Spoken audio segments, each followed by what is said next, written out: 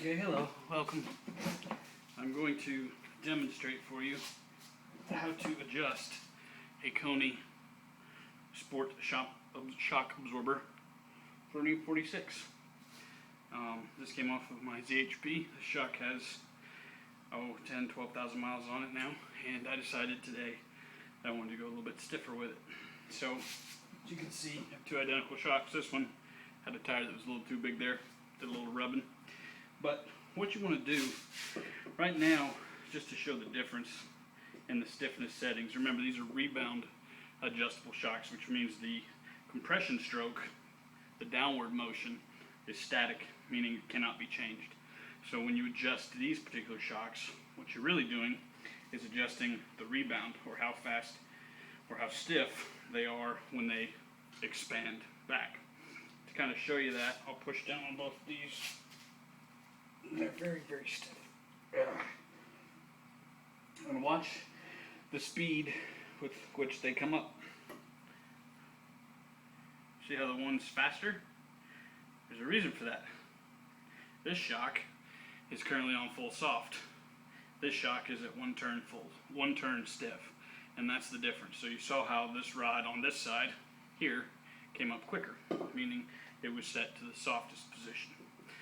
So what you have to do to make a change, actually we've been running them in one turn, and I'm going to go up to 1.75 turns, or 1 3/4, whatever you want to call it. So you have to take an Allen wrench, okay?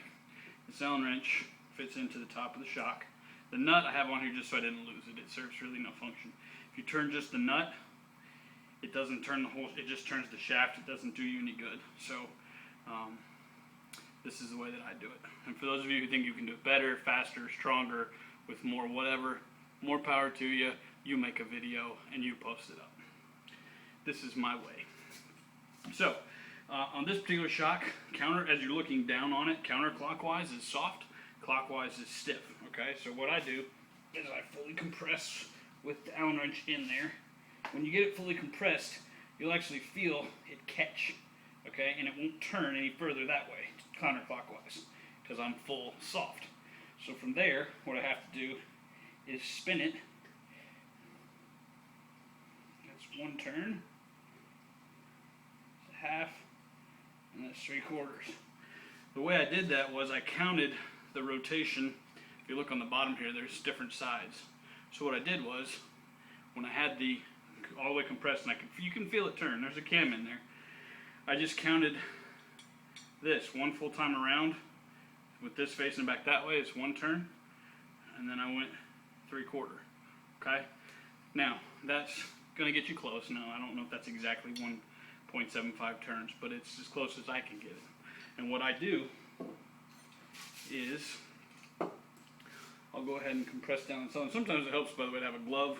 If you see that really digs into your hand, it hurts. So I'm going to use this towel. And I'm going to push this down. And then I'm going to go all the way soft and start from all the way soft. Now again, my orientation has that flat port facing directly at me. So what I'm going to do is go one turn and then another 3/4 turn. Now it's important to know while you're doing this, you have to keep pressure all the way down. It has to be bottomed out. If you let up even a little tiny bit, that mechanism down there that catches in that little cam, if you lift up even a little, it's not going to catch. It'll release off that cam, and you'll just be turning it, and it won't be doing you any good. So that's how that works. And then what I always do to check to make sure that I've done it correctly is, and again I use these nuts for this purpose, I guess. If you make sure the nut is up enough to where you're not marring the actual rod, you can actually push down this way, which is easier, relatively speaking. And then when they bottom out, watch how fast they come out. Okay? And that'll give you a really close approximation. What we noticed here, this side is a little bit stiffer because it came out slower. So what I do, again, remembering clockwise makes it stiff. That's what she said. push down. Till it catches in the cam. And you can feel it. You go a little further clockwise. And now we repeat the process of compression. Let's see what happens. And now I've massively overcompressed the other side. So what I'm going to do, I'm just going to go ahead and loosen it. I'm going to go back to full soft, and then we'll start over. I'm going to go 1 full revolution and 3/4. And there. And this should give me very close.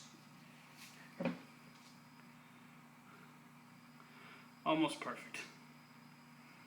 And it's close enough that I really don't care. So, even though it'll probably bug me, so now I have to make this one just a tinge stiffer. Therein lies the real bitch of this process. Although you feel the cam catch every time, you will feel it. Seems like when you get to 2 turns, there's something in there that really makes it stiff. Changes substantially. I don't know if that's a setting of the shock or what. But anyways, you just mess with them until you get them how you like them.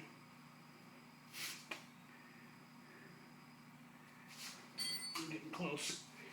I know this is kind of a boring part of the video, but this is the way I do it. Again, if you've got a better, faster, or stronger way, more power to you. And since this one seems like it might be just a little bit stiffer than I want it, I'm going to back it off. And that should do it.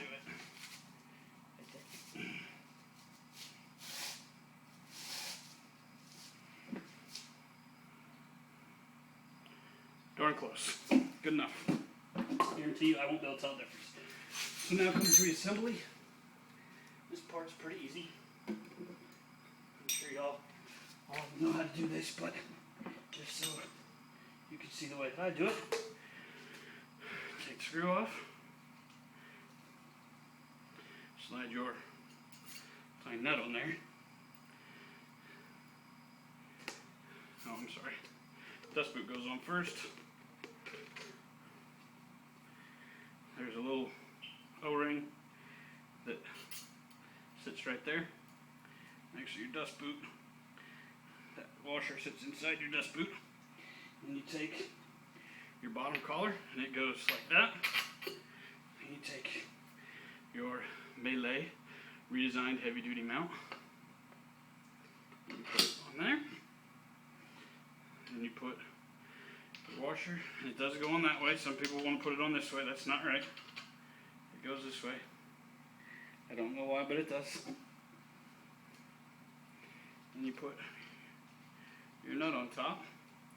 And again, you're going to need your Allen wrench to make this tight.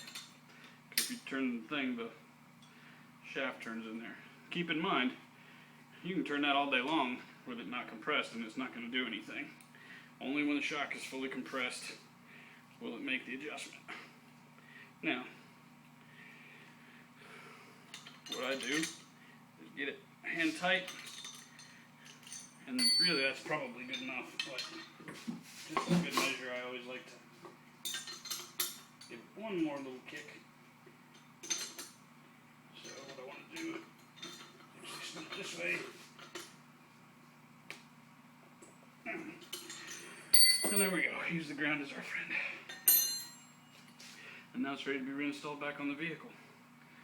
So that is how I adjust Koni sport shocks for the rears.